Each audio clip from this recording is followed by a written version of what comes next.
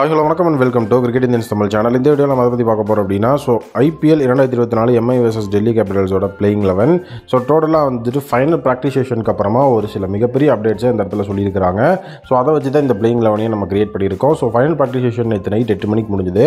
அந்த ப்ராக்டிஸ் செஷனுக்கு அப்புறம் வந்துட்டு ஒரு சில விஷயங்களை வந்துட்டு இங்கே ரிவீல் பண்ணியிருக்காங்க.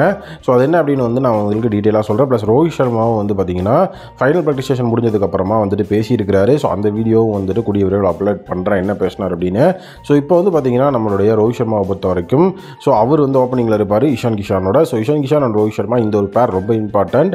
இப்போ அவங்களுக்கு வந்திருக்கிற ஒரு மிகப்பெரிய நியூஸ் என்ன அப்படின்னா அட்டாக்கிங் அப்படிங்கிறது ரெகுலர் இன்டர்வல் ஆட தேவையில்ல. இந்த மேட்ச்சில் வந்து எடுத்த உடனே அட்டாக்கிங் அப்படிங்கிறத ஆட ஆரம்பிக்கணும். Like last match versus DC. ரெண்டு பேருமே பார்த்தீங்கன்னா லாஸ்ட் மேட்ச் வந்து 40+ ரன்ஸ் அப்படிங்க அடிச்சிருந்தாங்க. அதில் எஸ்பெஷலி வந்து ரோஹித் சர்மா 49க்கு அவுட் ஆயிருந்தார்.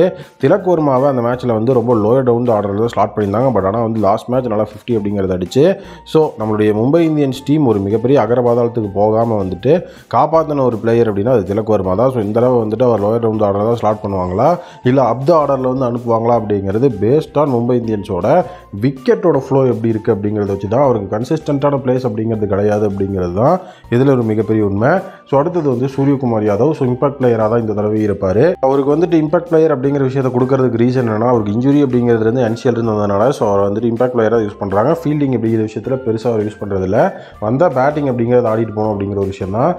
ஆல்ரெடி வந்து டெல்லி கேபிட்டல்ஸுக்கு இன்ஸ்டா டக் அவுட் ஆகிருக்கிறதுனால கண்டிப்பாக வந்துட்டு ரிவெஞ்ச் எடுக்கிறதுக்கு சூரியகுமார் யாதவ் காத்திருப்பாரு. அதனால் இந்த மேட்ச்சில் வந்து டெல்லி கேபிட்டல்ஸுக்கு இன்ஸ்டா ஸ்கை ஒரு மிகப்பெரிய லெவல் ஆஃப் பெர்ஃபார்மன்ஸ் அப்படிங்கிறத கொடுத்து மாஸ் காட்டுறதுக்கு ஹெவியான வாய்ப்புகள் இருக்குது அப்படிங்கிறத உண்மை. கண்டிப்பாக வந்துட்டு சூரியகுமார் யாதவோட இந்த ஒரு பெர்ஃபார்மன்ஸ் ரொம்ப வந்து ஹெவியான ஒரு பெர்ஃபார்மன்ஸாக தான் இருக்கணும். அடுத்தது ஆல்ரவுண்டர்ஸ் அப்படிங்கிற கிரைட்டீரியாவில் பார்த்தீங்கன்னா ஹர்திக் பாண்டியா அந்த இடத்துல வந்து இருப்பார். ஹர்திக் பாண்டியாவை பொறுத்த வரைக்கும் அவர் தான் வந்து கேப்டன் ஆஃப் த ஷிப். அவரோட பெர்ஃபார்மன்ஸ் இன்றைக்கி ரொம்ப க்ரூஷியல். காரணம் என்ன அப்படின்னு பார்த்தீங்கன்னா இன்றைக்கி வந்து T20 வேர்ல்டு கப்போட ஸ்குவாட் செலெக்ஷன் அப்படிங்கிறது ஒன்று இருக்குது. அதனால் இன்றைக்கி பெர்ஃபார்ம் பண்ணுறது ரொம்பவே வந்து க்ரூஷியலான ஒரு விஷயமா இருக்கும். ஏன்னா நேற்றே பார்த்தீங்கன்னா பெர்ஃபார்ம் பண்ணாதவங்கெல்லாம் வேறு லெவலில் வந்துட்டு பெர்ஃபார்ம் பண்ணி அடிச்சுட்டு இருந்தாங்க. அதுவும் இல்லாமல் பஞ்சாப் கிங்ஸ் ஒரு வேறு லெவல் வரலாற்று சாதனையே படைச்சிட்டு போயிட்டாங்க. அதனால் வந்துட்டு கண்டிப்பாக இந்த இடத்துல ஹர்திக் பாண்டியாவோட மிகப்பெரிய கான்ட்ரிபியூஷன் வேணும். அடுத்தது டிம் டேவிட் அந்த இடத்துல வந்துட்டு உள்ள ஃபினிஷிங் ரோலில் இருப்பார். ப்ளஸ் வந்த அப்டேட் என்ன அப்படின்னா டிம் டேவிட் இந்த மேட்ச்லேருந்து வெளியே போகிறதுக்கான வாய்ப்புகள் இருக்குது அப்படிங்கிற மாதிரி ஒரு சிலர் சொல்லியிருந்தாங்க. பட் ஆனால் லாஸ்ட் மேட்ச் வந்து டெல்லி கேபிட்டல்ஸ்க்கு எகென்ஸ்டாக தான் டிம் டேவிட் வந்து 45 ரன்கள் கிட்ட அடிச்சார் 20 பாலில். இந்த மேட்ச் வந்துட்டு அவர் உள்ளே இருக்கிறதுக்கான பாசிபிலிட்டிஸ் கொஞ்சம் அதிகமாக இருக்குது. பட் வெயிட் பண்ணி பார்ப்போம். டிம் டேவிட் பதிலாக வந்துட்டு யார் அவங்க எடுப்பாங்க அப்படிங்கிறது தெரியல. ஏன்னா பெஞ்ச்லேயும் ஒரு பெரிய பிளேயர் கிடையாது ஹிட்டிங்க்கு. அதே நேரம் முகமது நபி. முகமது நபியை பொறுத்த வரைக்கும் பெரிய லெவல் ஆஃப் பெர்ஃபார்மன்ஸை இப்போ வரைக்கும் வந்து அவங்க முகமது நபியை தான் அண்டர் யூட்டிலைஸ் பண்ணியிருக்கிறாங்க அப்படிங்கிறது உண்மை. ஆனால் முகமது நபி ஒரு இடத்துல வந்து ரொமாரியோ ஷெஃபர்ட் உள்ள வரதுக்கு வாய்ப்புகள் இருக்குது. ரொமாரியோ ஷெஃபர்ட் கண்டிப்பாக வந்துட்டு ஒரு நீட்டான பிளேயர். அந்த இடத்துல வந்து ஸ்பின் அப்படிங்கிற விஷயம் வந்து ஒரு வேறு லெவலில் வந்துட்டு இருக்கிறதுனால நீகல் வதீராவை ட்ராப் பண்ணிட்டு ஸ்ரேயஸ் கோபாலை உள்ளே கொண்டு வரலாம் அப்படிங்கிற மாதிரியும் ஒரு சிலர் பேசியிருக்காங்க. ஏன்னா இப்போ முகமது நபி வெளியே போய் ரொமாரியோ ஷெஃபர்ட் உள்ளே வந்தால் ஸ்பின் ஆப்ஷன் வந்துட்டு சாவ்லா மட்டும்தான் இருப்பார். அதனால் அந்த இடத்துல வந்துட்டு சாவ்லாவோட கை கோர்க்கிறதுக்கு பார்த்தீங்கன்னா வந்துட்டு ஸ்ரேயஸ் கோபால் ஒரு நல்ல ஒரு ஆப்ஷனாக இருப்பார்.